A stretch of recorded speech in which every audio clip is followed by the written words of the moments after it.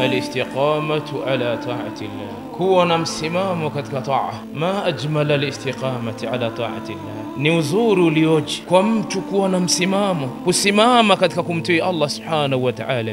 Ma ahla shuuru liitminani alqalb, ni utamu wa namna gani wa mtu yeye kila wakati kujihisi kwamba yuko katika taa ya Mwenyezi Mungu. Kule kusimama katika taa ya Allah, hiya dhamin, hiya almadhmun, ndiyo madhumuni makubwa ya wewe kwako, bali wasaadatu fi dunya wal akhirah, kufaulu kwako duniani na akhera ni wewe siku zote kubakia katika taa. Tuepuke kumuasi Allah, tuepuke kukata ibada, kuabudia miezi na kuacha mingine. Hiyo ni hasara mbele ya Allah subhanahu wa ta'ala. Innal ladhina qalu rabbuna Allah thumma istaqamu, wale waliosimama katika taa ya Mwenyezi Mungu vilivyo, tatanazzalu alaihimul malaika, watateremkiwa wakati wakiwa katika ile sakaratil maut, malaika watawateremkia, watawaambia hivi: alla takhafu, musiogope kwa hiki ambacho mnachokikuta mbele yenu ni salama kabisa. Wala tahzanu, wala msihuzunike katika yale yaliyopita duniani. Kule nyinyi ni maghfur, Allah amewasamehe, Allah yuko radhi na nyinyi.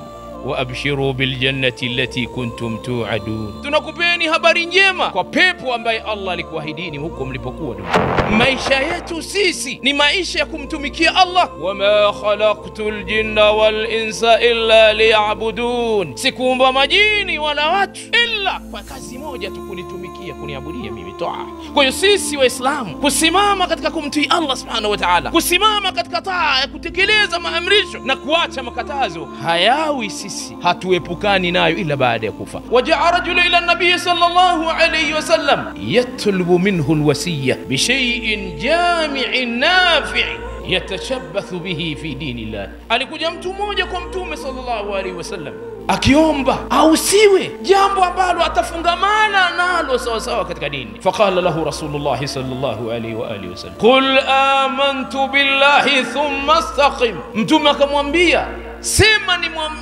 nimemwamini Mwenyezi Mungu, hakika ya imani, kisha kuwa na msimamo katika dini. Simama kwenye toa. Ukishikamana na ili, wewe uko salama. Tujiangalieni, tujipimeni, sisi ni watu wa kondoo. Nini tumetanguliza mbele ya Allah subhanahu wa ta'ala? Laqad hadhara nabii sallallahu alayhi wasallam an tarki ta'at ba'da ta'awud alayha.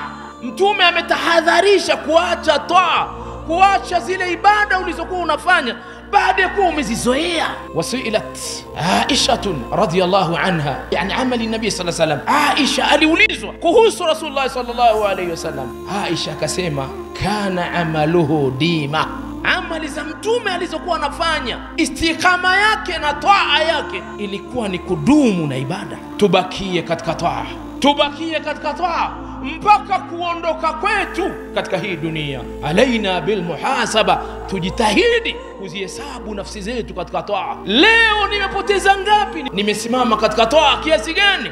Nimetoka kiasi gani? Lazima uishi katika maisha ya namna hii. Tusiishi maisha kama vile hatujui tunaelekea wapi.